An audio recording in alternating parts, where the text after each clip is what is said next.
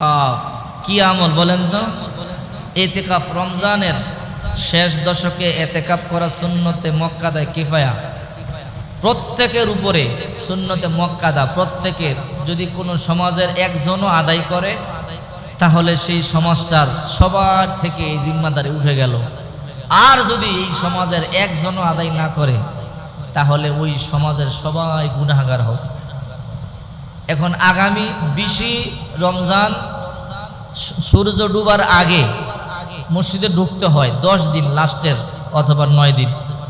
লাস্টের 20 রমজান সূর্য ডুবার আগে মসজিদে ঢুকতে হয়, আর সূর্য অর্থাৎ চন্দ্র দেখার পরে, ঈদের চাঁদ দেখার পরে বের হতে পারবে। এই হইল নিয়ম। এখন 20 রমজান পরে আগামী শুক্রবার, তো আজকে হইল শুক্রবার, আগামী শুক্রবার 20 রমজান। এই মহল্লা থেকে একজনও যদি আদায় না করে সবাই গুনাহগার হবে।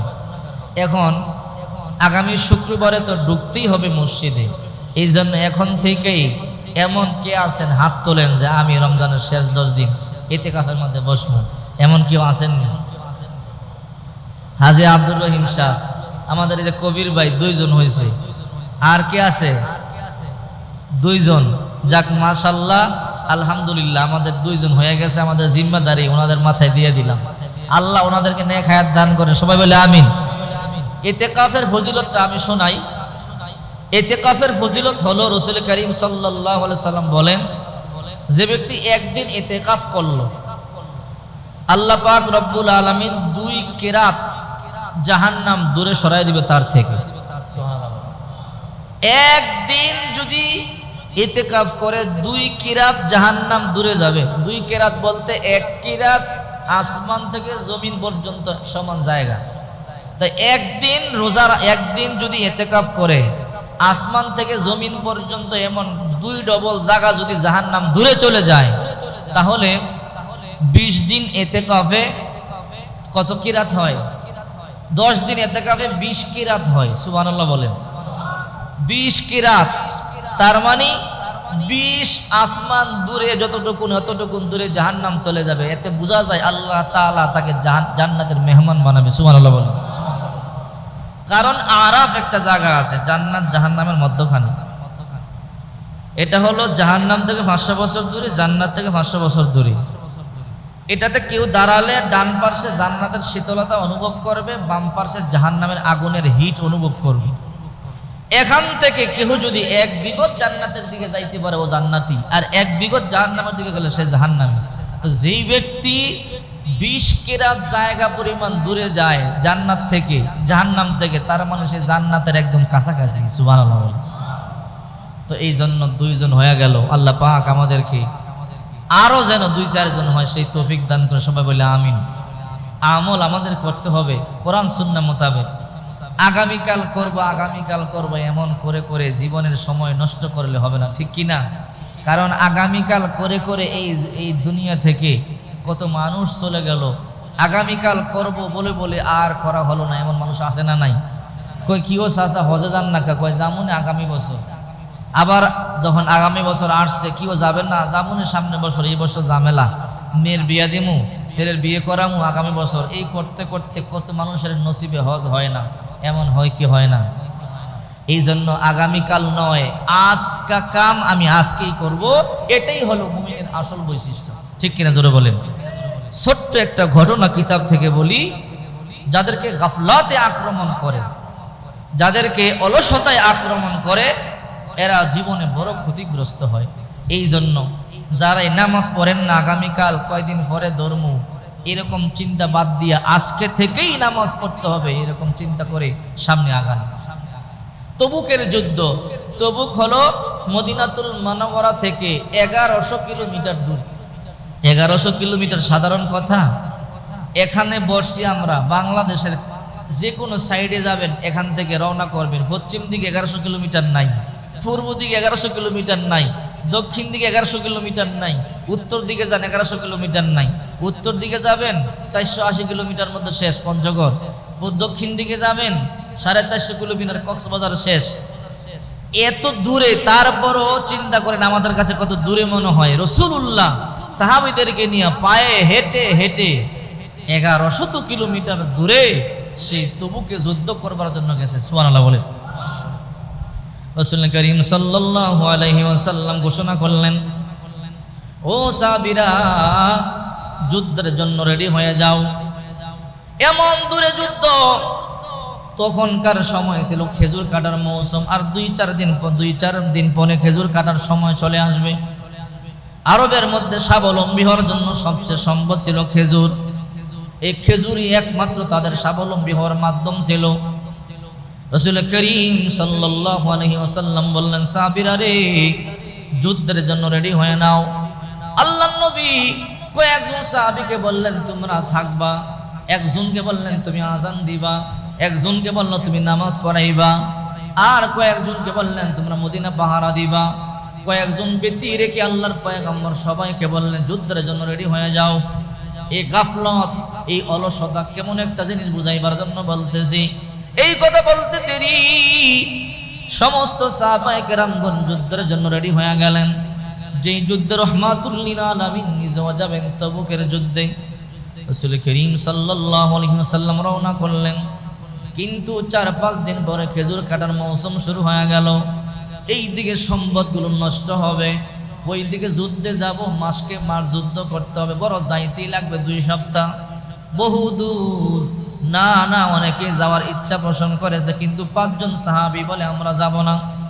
5 জন সাহাবী যাদেরকে গাফলতে আক্রমণ করলো, যাদেরকে গাফলত ধরলো, তারা মনে মনে চিন্তা করে অনেক লম্বা পথ, আমগো তো ঘোড়া আছে, নবী সবাইকে নিয়ে হাঁটিয়া যাবে, আস্তে আস্তে যাবে।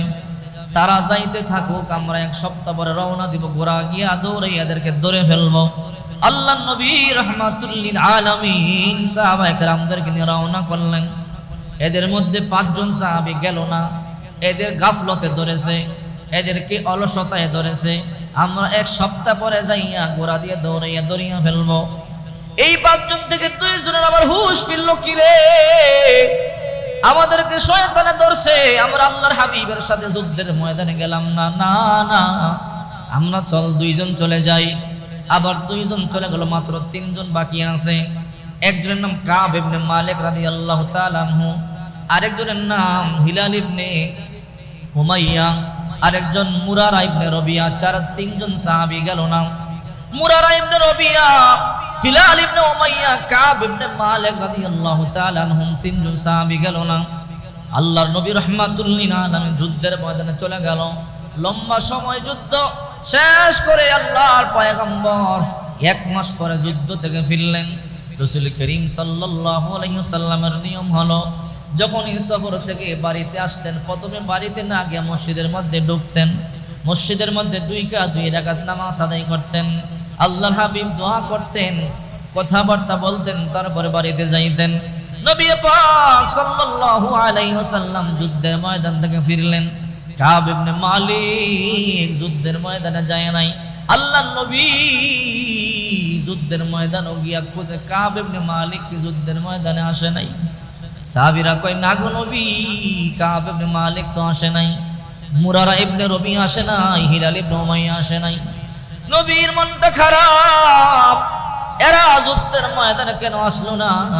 আল্লাহর পয়গম্বর যখন মদিনায় ফিরলেন, কাব ইবনে মালিক বলে, আমি সুন্দর কবিতা বলতে পারি, আমি সুন্দর করে কথা গুছাইয়া বলতে পারি, আমি আল্লাহর নবী আসলে আমি এমন সুন্দর করে গুছাইয়া কথা বলবো, আল্লাহর নবীর অন্তর নরম হয়ে যাবে, আল্লাহর পয়গম্বর আমার উপর থেকে রাগটা উঠিয়া যাবে। কাব ইবনে মালিক বলেন, নবীজি যখন ওই যুদ্ধের ময়দান থেকে ফিরে মসজিদের মধ্যে আগমন করলেন, সাহাবায়ে কেরামদেরকে যখন বয়ান করতেছিলেন, বাড়িতে যাওয়ার আগে আমি মসজিদের মধ্যে ঢুকলাম, 2 আল্লাহর পয়গম্বর সালাম দিলাম। আল্লাহর পয়গম্বর সালামের জবাব নিয়ে বলে, কাব তুমি তো যুদ্ধের ময়দানে কেন গেলা না?